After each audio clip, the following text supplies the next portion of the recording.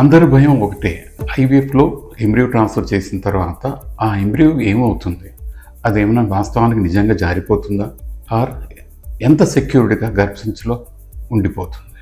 కొందరు ఏమనుకుంటారంటే ఆ ఎంబ్రియో ట్రాన్స్ఫర్ చేసిన తర్వాత నిలబడడం వలన కావచ్చు, నడవడం వలన కావచ్చు, ట్రాన్స్ఫర్ తర్వాత మొదటిసారి యూరిన్ పాస్ చేసినప్పుడు ఆ యూరిన్తో పాటు ఎంబ్రియో కొట్టుకొని పోతుందా, ఇవన్నీ అనుమానాలు ఉంటాయి. కానీ వాస్తవానికి ఇవన్నీ అపోహలే కానీ వాస్తవాలు కాదు. ఐవీఎఫ్లో ట్రాన్స్ఫర్కి ముందు మనం ఇచ్చే మెడికేషన్ మూలాన గర్భసంచిలో ఉన్న ఎండోమెట్రియం అన్నది చాలా థిక్గా పెరిగే అవకాశం ఉంటుంది.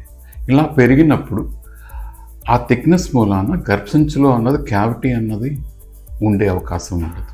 ట్రాన్స్ఫర్ టైంలో ఎంబ్రియోస్ని మనం గర్భసంచి గోడల మధ్య వదిలిపెట్టడం మాత్రమే జరుగుతుంది. ఇలా వదిలిపెట్టిన తర్వాత గర్భసంచికున్న కంట్రాక్షన్స్ మూలాన ఈ ఎంబ్రియోస్ ఎండోమెట్రియంలో ఒక సెక్యూర్డ్ ప్లేస్లో సెటిల్ అయ్యేదానికి మరియు గర్భసంచి పొరలో ఇమిడిపోయి ఇంప్లాంట్ అయ్యేదానికి చాలా దోహదం చేస్తాయి.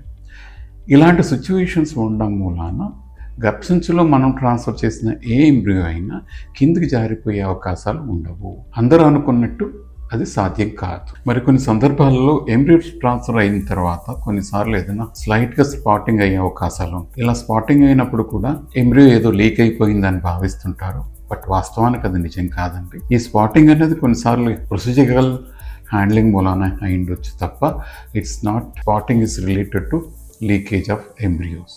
ఇదంతా కూడా ఒక రకమైన అపోహే తప్ప అది అన్నీ వాస్తవాలు కాదండి.